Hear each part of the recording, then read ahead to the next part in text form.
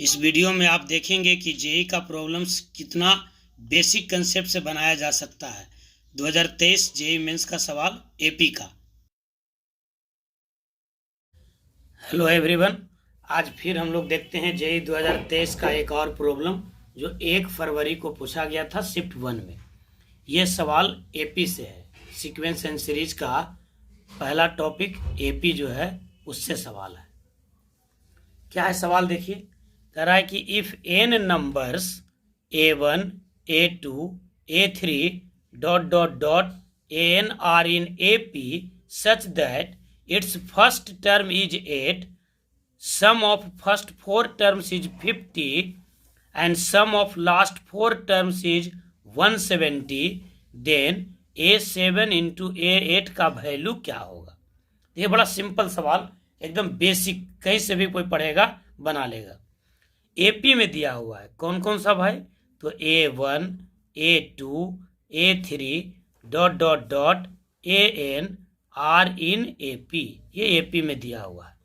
और कह रहा है कि इसका फर्स्ट टर्म A1 जो है वो 8 है, पहला टर्म आपको 8 दिया हुआ है। तो जो गिवन है उसको हम लिख लिया।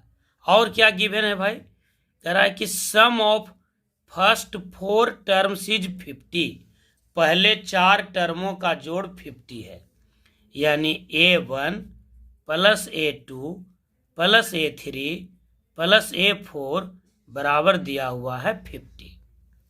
अब देखिए A1 तो हो गया आपका 8 और A2 मतलब क्या हो गया, ये हो जाएगा A1 प्लस D। A3 क्या होगा, A1 प्लस 2D और A4 क्या हो जाएगा, A1 प्लस 3D। कैसे, एपी में Tn बराबर होता है A plus n minus 1 into D. तो यहाँ A के जगह पर A1 है, तो A2 बराबर क्या हो जाएगा, A1 प्लस डी। A3 बराबर क्या होगा, A1 प्लस 2D। A4 बराबर क्या होगा, A1 प्लस 3D। और इन सब का जो सम है वो है 50। अब देखिए A1 A1 और A1 3A1 हो गया। 3A1 मतलब 3 इंटू 8 यानी 24 में 8 और जोड़ दीजिएगा तो हो जाएगा 32। और D देखिए कितना हो गया, 1D 2D एंड 3D मिला कर करके हो जाएगा 6D, बराबर हो गया आपको 50। यानी 6D बराबर आप लिख सकते हैं 50 माइनस 32। 50 में से 32 घटेगा तो कितना हो जाएगा, 18। इसका मतलब D का वैल्यू हो गया 3। D का वैल्यू हो गया 3। तो जब आपको A मिल गया D मिल गया, यानी फर्स्ट टर्म हो गया 8 और कॉमन डिफरेंस हो गया 3, तो अब आप एपी का कोई भी सवाल बना लेंगे, बस ये ध्यान देना है। A और D मिल गया तो अब एक कंडीशन और है, क्या कि sum of last 4 terms is 170। Last 4 term का जो सम है वो 170 है। सम ऑफ लास्ट 4 टर्म्स बराबर दिया हुआ है 170। तो लास्ट टर्म, चलिए लास्ट टर्म कौन होगा, AN, तो उसके पहले वाला टर्म क्या रहा होगा, AN माइनस 1। जैसे मान लीजिए 50वां टर्म लास्ट है, तो इसका मतलब उसके पहले कौन होगा, 49th। उसके पहले कौन होगा, 48, यानी AN माइनस 2। उसके पहले कौन होगा, तो AN माइनस 3। इनका सम दिया हुआ है 170।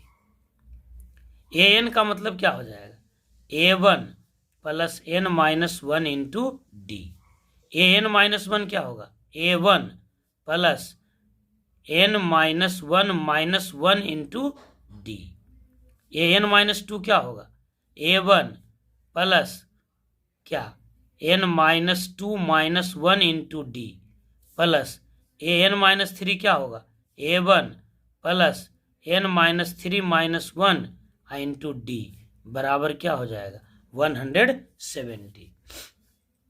अब देखिए A1 A1 A1 और A1, ये कितना हो जाएगा, 4 टाइम्स ऑफ A1 प्लस इन सब में D कॉमन है तो D कॉमन ले लेते हैं, तो यहाँ क्या हो जाएगा, N और N और N और N, यानी कितना 4N। यहाँ कितना हुआ -1, यहाँ -2, तो -2 और -1 -3, और यहाँ भी हो गया -3 यानी -6, यहाँ हो गया -4 यानी -10 बराबर होगा 170। देखिए n-1 यानी ये -1 हुआ, ये -2 हुआ, तो -2 और -1 कितना हो गया -3, फिर यहाँ देखिए -3, फिर यहाँ देखिए -4, तो माइनस कितना हो गया 10।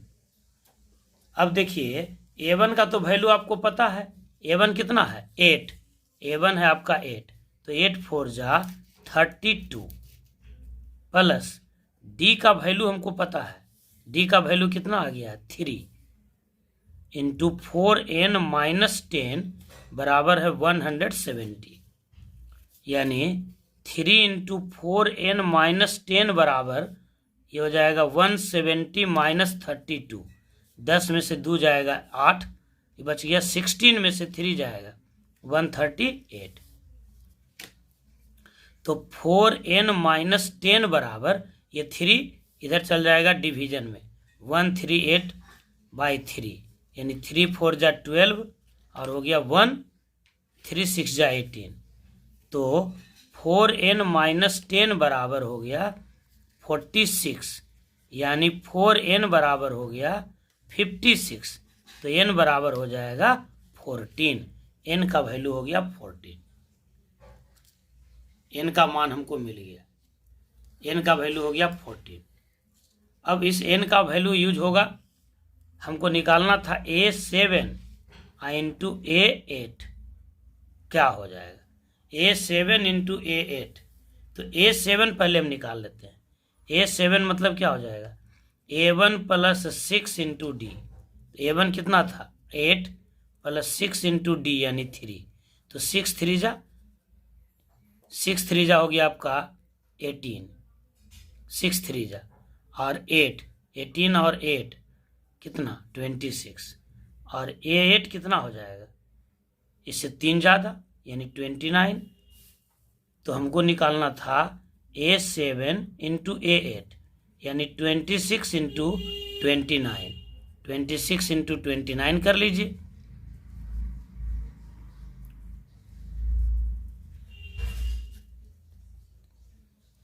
$754, यही आपका आंसर है 754। समझ गए बात को, एक बार फिर से देख लीजिए, बहुत आसान सवाल है।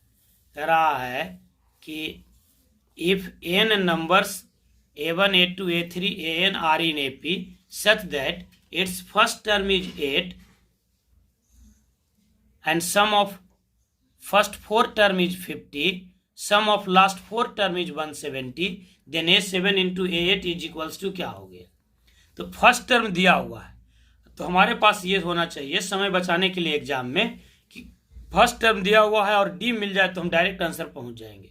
तो फर्स्ट टर्म तो 8 है, सम ऑफ फर्स्ट 4 टर्म्स बराबर 50 दिया हुआ था, तो यहाँ से हम इसको एक्सपेंड कर करके डी निकाल लिए, तो डी बराबर हो गया 3।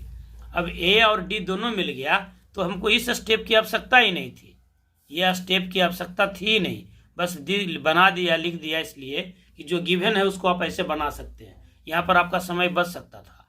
हमको सिर्फ ए और डी से मतलब था, A1 और डी से, क्योंकि हमको निकालना था A7 और A8 का प्रोडक्ट, तो बस ये 3 स्टेप में सवाल बन जाता, बस 2 से 2 मिनट में, मैक्सिमम इसमें 2 मिनट समय लगना चाहिए, 1 मिनट में ही सवाल बन जाता। आशा है, उम्मीद है कि आप सवाल को अच्छे से सीख गए होंगे।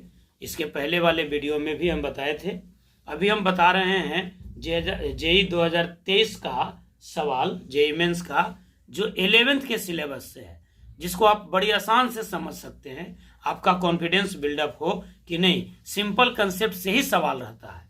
तो ये दूसरा सवाल था, इसी प्रकार से और सवाल देखते रहिए। आज सवाल नंबर 2 हुआ है। वीडियो अच्छा लगता है, वीडियो को लाइक कीजिए, चैनल को सब्सक्राइब कीजिए और दोस्तों में से शेयर भी कीजिए। Thank you.